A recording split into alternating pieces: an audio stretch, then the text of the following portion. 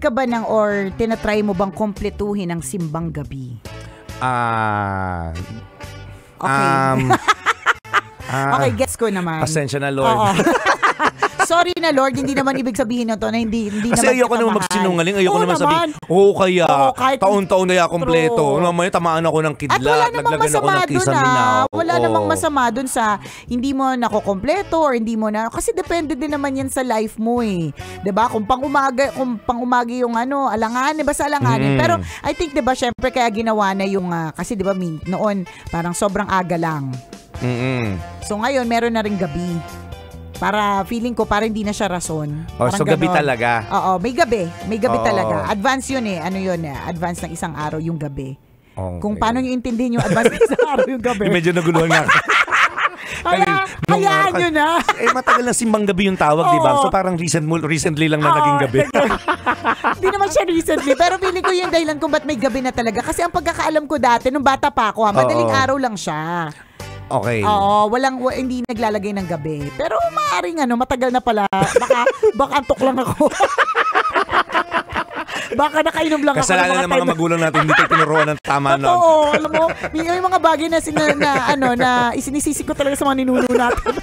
Ano ba tayo ganito?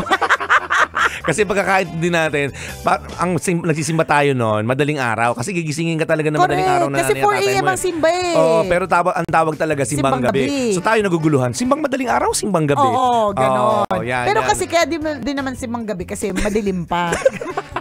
Yung mga paring nakikinig sa atin ngayon, hindi talaga naturuan tong dalawa. Mali-mali yung kwento sa radyo. So anyways, napag-usapan lang kasi syempre may mga iba na relate dyan, partner. Kasi sila ay talagang tinutupad nila. Kaya nga sabi ng isang kaibigan namin pare, na kapag ka daw ikaw ay magsisimbang gabi at kukumpletuhin mo yung 9 days, sisiguraduhin mo na yung intention mo o kung ano man yung wish mo, 'di ba? Klaro. Kasi sayang yung gagawin mong panata kung hindi klaro sa isip mo. Yung wish. Kung ano yung wish mo, dapat klaro 'yon. Kaya ako to gagawin kasi ito yung gusto kong mangyari. Parang ganyan. So nasabi ko lang kasi na-trending yung mga ibang mga eksena sa simbang gabi. Katulad ng simbang ligaw, 'di ba? May mga nandiyan para dun sa ligawan. Ginagamit ang pagsimba para makasama yung nililigawan. 'di ba? Kasi syempre dami tao talaga diyan, promise. As in, mas madami siya sa regular Sunday. Yun yung na-observe ko, partner, ha. Mas puno ang simbahan. Baka sa simbahan lang namin, pero hindi ko judge yung simbahan nyo.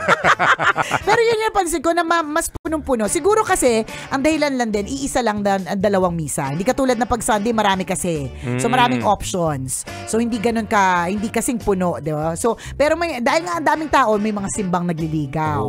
May mga iba na nagsimba nga naman pero tulog naman sila the whole time. Pag tinanong mo ko anong simbang tulog. May mga iba naman, partner, na simbang kain. Nandun para sa bibingka tsaka sa puto bumbong. Aminin nyo. May mga ganon. Tara, simba tayo kasi, di ba? Kasi may puto bumbong. Correct. Di ba? Kasi ang sarap ng bibingka ni ate. Ay, ang pangit pakinggan. Ang sarap ng bibingka ni ate. Tapos nagpaputo bumbong si kuya. Correct. Ang talap-talap ng paputo bumbong ni kuya. Diba? Tapos nagsimbang gabi ka pa. Pero kaya nga sabi ko, pag-usapan namin to, di ba? Ano nga bang intention mo sa iyong pagsisimbang gabi? Dapat tama yung intention, di ba? Kapag nagsisimba tayo, either you say thank you to your, di ba, for your blessings. Correct. Or meron kang hinihingi na karagdagang blessing. Pero tandaan, kung hindi pa binibigay o hindi binigay ang iyong dasal, hindi naman ibig sabihin na hindi ka pinakinggan. Ibig sabihin na ito, minsan may delay lang kasi kailangan.